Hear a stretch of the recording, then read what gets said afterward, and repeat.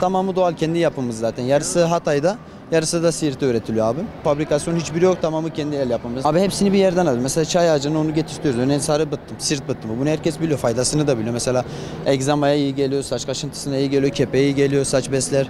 Ondan sonra gül kolonyası var. Bunu mesela bir tek bunu şeyden getiriyor. Isparta'dan gelir, hepsi Hatay ve şeyde üretiliyor. Siirt'te üretiliyor abi. Faydaları çoğu var. Mesela sayayım size. Eşek sütü. Bilindiğiniz üzere eşek sütü anne sütüne en yakın olan süttür. Cilt bakımı, cilt leke giderici özelliği var. Ondan sonra cildi nemli tutar. Keçi sütü var. Cilde parlaklık vesaire verir. Ondan sonra pirinç cildin beyazlamasını, cildin tonlarını ayarlamasını sağlar. Ondan sonra bıttım genelde saç için kullanılır abim. Kepeğe karşı, dökülmeye karşı. Ondan sonra kaşıntı, egzama vesaire onlar için. Lavanta var, kükürt var abi. Mesela kükürt, ayak mantarı vesaire. Bu egzama, kaşıntı onlara iyi geliyor. Ondan sonra salyangoz kremimiz var abi. Botoks etkisi yaratıyor vücutta. Hani şişme, cildi yeniler ve botoks etkisi yaratır. Çoğunlukla bize gelen soru şu: ben bu sabunu kullandım ama faydasını göremedim. Onun yaptığı yanlış şu: sabunu yanlış kullanıyor. Örneğin sabunu alıyor, saçına vuruyor. 10 saniye geçmeden suyu döküyor. Bu sabundan zaten fayda alamaz. Sen bu sabunu iyice saçına yedirdikten sonra şu şekilde parmak uçlarını ovalayacaksın. Çünkü herkesin yaptığı genel sıkıntı abi tırnak ucuyla.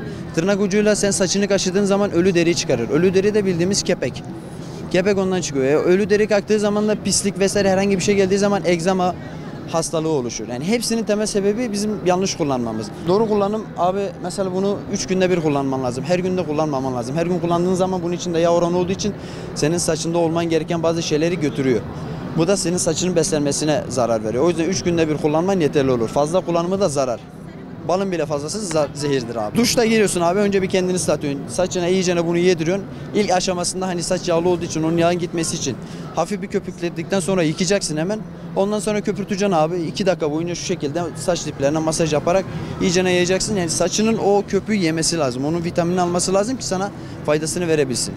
Aksi takdirde fayda veremezsen. Şampuan kullanımına abi kesinlikle karşıyım. 3 senedir kullanmıyorum. Çünkü ben kullandığım zaman önceden saç uzatıyorum. Hep saç uzatmak istiyordum. Saçımı uzattıktan sonra şampuan kullanıyordum ama saçımda artık böyle dökülmeler oluyordu, kepeklenmeler oluyordu.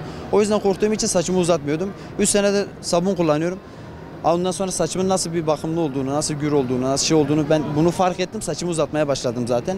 Nasıl sabunun faydası hani anlat bitmez. Hani önceki bizim eskilere bakarsanız saçı benimki kadar neredeyse. Ama hep sabun kullandı. Kendini bildi bileli. Ama şu an baktığınız gençler vesaire hepsinin saçında dökülme var. Şampuan kimyasal. Kimyasalın senin saçına bir fayda verme ihtimali var mı? Yok. Tamamı doğaldır. El yapımı. Hiçbir katkı maddesi yok. Kimyasal bir şey yok içinde. Bildiğin bıttımın yağı. Bu yağından yapılıyor. Bu da sos posasından yapılıyor abi. O şekilde. Yani bunun sana bir yan etki yapma ihtimali var mı? Kimyasal şey yapma ihtimali var mı? Yok. Bazıları fahiş fiyata veriyor. Gerek yok. Kazanıyorsun zaten. Allah'a şükür.